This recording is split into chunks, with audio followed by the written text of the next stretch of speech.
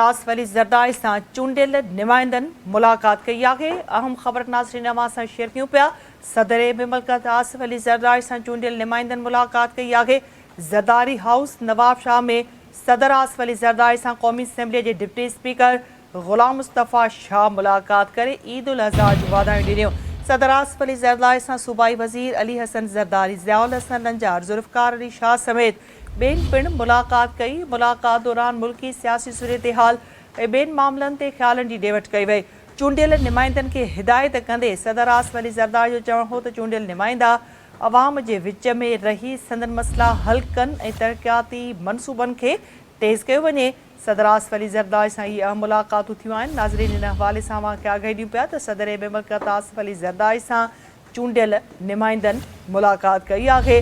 Zardari house Nawab Shah में सदर आसिफ अली ज़रदारी सां क़ौमी असैम्बलीअ जे डिप्टी स्पीकर ग़ुलाम मुस्तफ़ा शाह मुलाक़ात करे ईद उल अज़हा जूं वाधायूं ॾिनियूं। सदर आसिफ अली ज़रदारी सां सूबाई वज़ीर अली हसन ज़रदारी, ज़ियाउल हसन नंजार, ज़ुल्फ़कार अली शाह समेत ॿियनि पिणु मुलाक़ात कई। मुलाक़ात दौरान मुल्की सियासी सूरत हाल ऐं ॿियनि मामलनि ते ख़्यालनि जी ॾेवट कई वई। चूंडियल नुमाइंदनि खे हिदायत कंदे सदर आसिफ अली ज़रदारी जो चवणु हो त चूंडियल नुमाइंदा अवाम जे विच में रही संदन मसइला हल कनि ऐं तरक़ियाती मनसूबनि खे तेज़ कयो वञे। सदर आसिफ अली ज़रदारी सां चूंडियल नुमाइंदनि मुलाक़ात कई आहे। ज़रदारी हाउस नवाब शाह में इहा सदर आसिफ अली ज़रदारी सां नुमाइंदनि जी मुलाक़ात थी आहे। इन हवाले सां नाज़रीन अवां खे अपडेट कयूं पिया। सदर आसिफ अली ज़रदारी सां चूंडियल नुमाइंदनि मुलाक़ात कई आहे।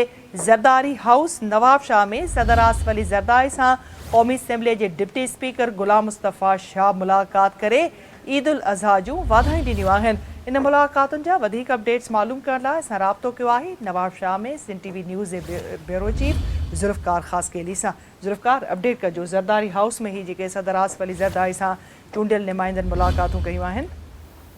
जी बिल्कुलु, सदर पाकिस्तान आसिफ अली ज़रदारी सां ज़रदारी हाउस नवाब शाह में जेके मुख़्तलिफ़ इलाइक़नि जा चूंडियल नुमाइंदा आहिनि उन्हनि मुलाक़ातूं कयूं आहिनि, जंहिंमें आसिफ अली ज़रदारी तरफ़ां चूंडियल नुमाइंदनि खां पंहिंजे तकनि ऐं हलक़नि जे तरक़ियाती कमनि तोड़े अवामी मसइलनि जे ॼाण बाबति जेवा मालूमात वरिती आहे। जॾहिं त आसिफ अली ज़रदारी सिंध जे चूंडियल नुमाइंदनि खे इहा हिदायत कई आहे त उहो पंहिंजे इलाइक़नि में जेके तरक़ियाती कम उहे तेज़ कराइनि, उन सां गॾोगॾु जेके अवाम सां मसइला आहिनि उन्हनि खे हल कनि ऐं अवाम सां वधि में वधि राब्ते में रहण जो चवणु आहे त Pakistan people's party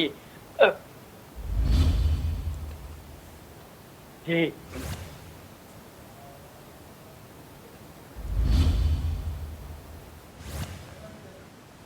Zulfikar, update करण लाइ वॾी महिरबानी।